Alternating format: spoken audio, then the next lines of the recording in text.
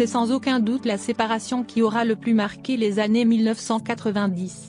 Après 11 années de vie commune, Lady Diana Spencer et le prince Charles annonçaient leur séparation le 9 décembre 1992, par l'intermédiaire du Premier ministre britannique de l'époque, John Major.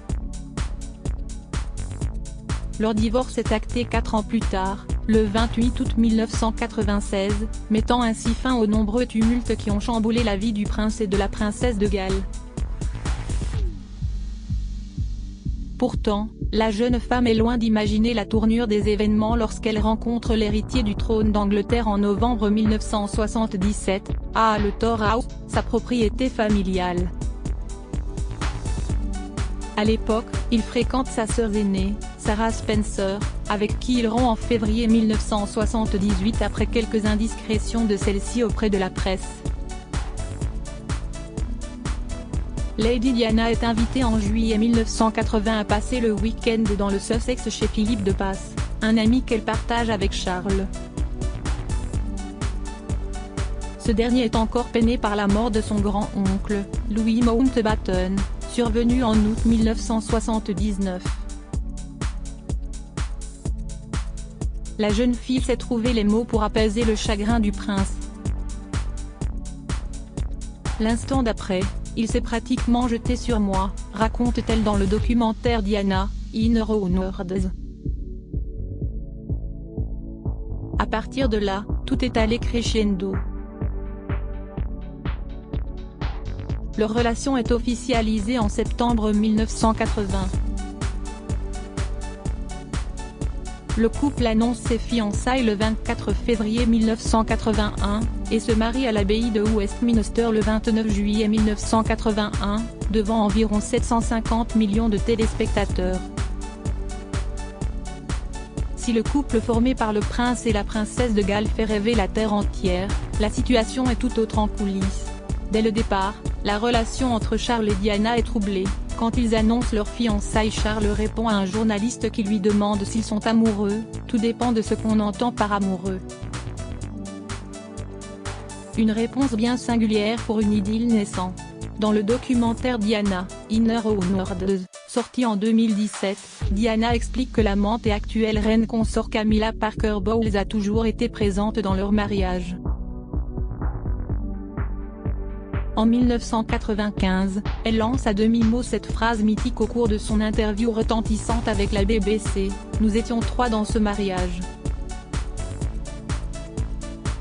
C'était un peu trop. » Supportant difficilement la vie de cour et les infidélités de son mari, Diana sombre dans la boulimie et tente plusieurs fois de se suicider. Supérieur à Lady Diana, Charles, William, Harry. Qui sont les hommes qui ont marqué sa vie?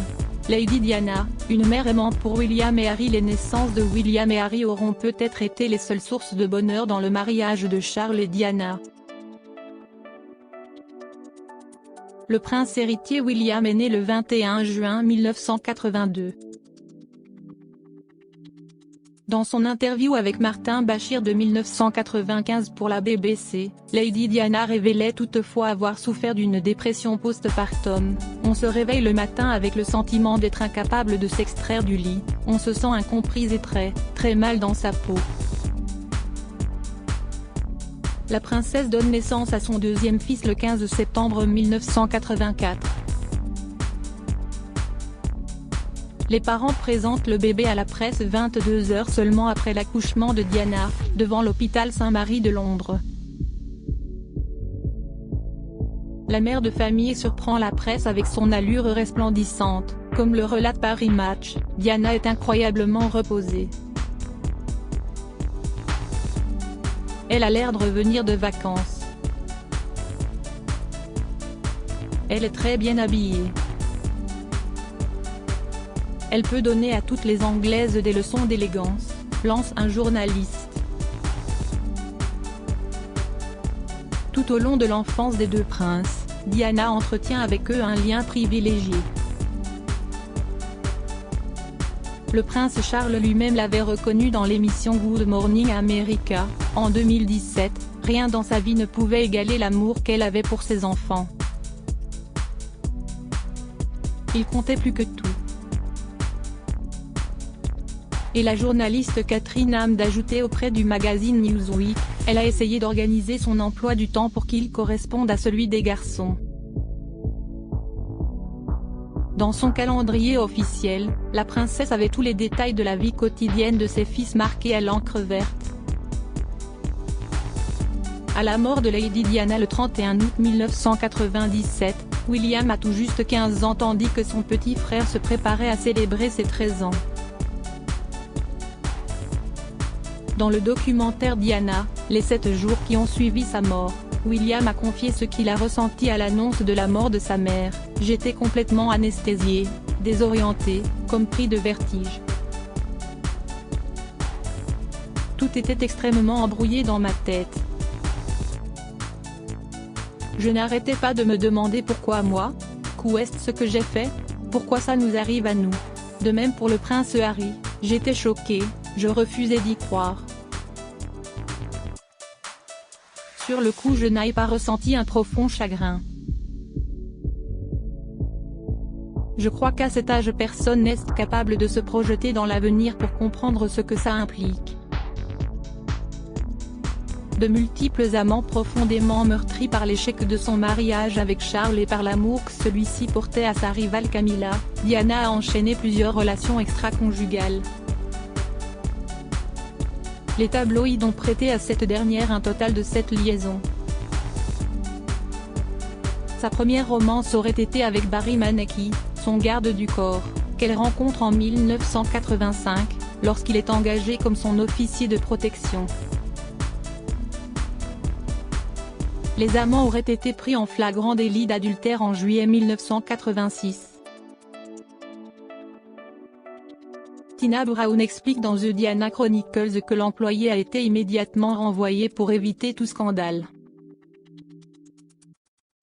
Il décède 9 mois plus tard, le 22 mai 1987, dans un accident de moto.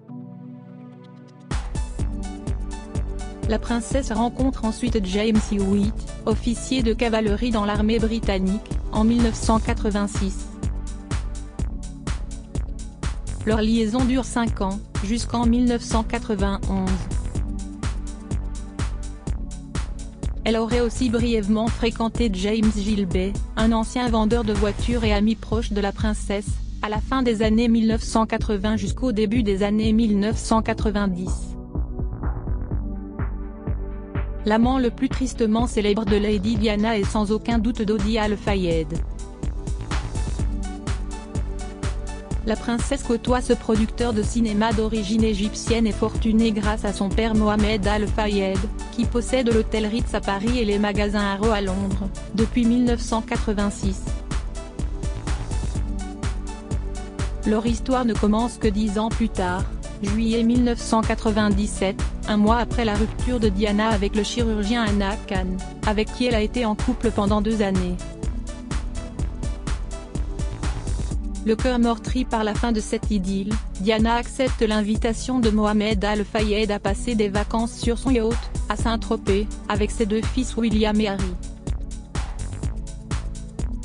C'est là que Diana retrouve Dodi, alors en couple avec le mannequin américain Kelly Fisher, resté à Paris. C'est le coup de foudre. Ses enfants rentrés à Londres, Diana décide de rester aux côtés de Dodi sur le yacht. Les tabloïds les traquent tout au long de l'été, le Daily Mirror capturant même la célèbre photo intitulée The Kiss. Le couple fait escale en Sardaigne puis décide de rentrer à Paris, où le réalisateur loue une chambre au Ritz. C'est là que la liaison entre Lady Diana et Dodi Al-Fayed prend fin le 31 août 1997. Le couple décède tragiquement dans un accident de voiture survenu dans le tunnel du pont de l'Alma à Paris. Crédit photo, Alpha Agency.